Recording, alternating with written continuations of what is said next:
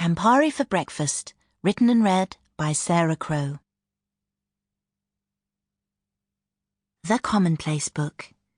The Commonplace Book was not only a diary, but a scrapbook and book of wisdom. It was often given to encourage learning and interests in children. A most personal journal in which quotes and comments are collected, along with cuttings, letters, recipes, essentially one's own book of life. Giovanni Riccielli was an Italian poet from the olden days. He described his commonplace as a salad of many herbs. The Commonplace Book of Coral Garden, Volume 5, Green Place, 3rd of June, 1986.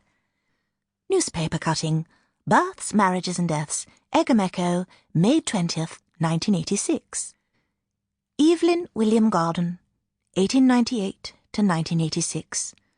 Survived by his daughters Coral Elizabeth Garden and Budleigh Rose Bowl. We do not expect our deaths, though they are inevitable. Had he known he would die on the Tuesday, I am sure he'd have cleared things on Sunday, just as you would if you had a meeting to prepare for. He left me instructions to destroy his papers, but as my shredder only takes one page at a time, Budleigh came to help me with a bonfire in the garden. It had a sad flame that hissed quietly. Its smoke hung in the sunbeams, beams that prevailed against the odds on that unsteady morning. We each managed our side, in case the wind should catch it, 80 years' worth of papers, the towering blaze of his life. I prodded gently at piles of old cards, Easter rabbits, Christmas angels, a dental appointment slip from the back of a diary, receipts and vouchers. And then, through the heat and haze, I noticed Budleigh pick up an envelope.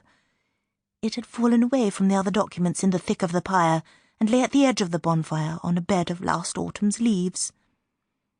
Perhaps Providence made it suggest itself, and curiosity made her retrieve it, because there, shrouded in the remains of a plain envelope, we discovered the truth. The Commonplace Book of Coral Garden, Volume 5, Green Place, December 1986.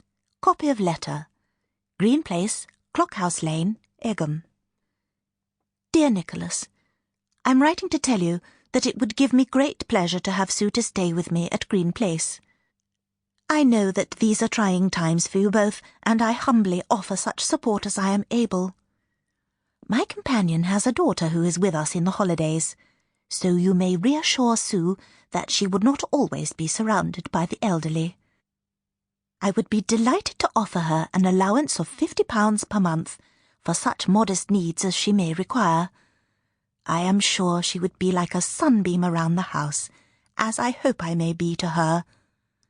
My heart is with you at this dark time. Yours truly, Coral.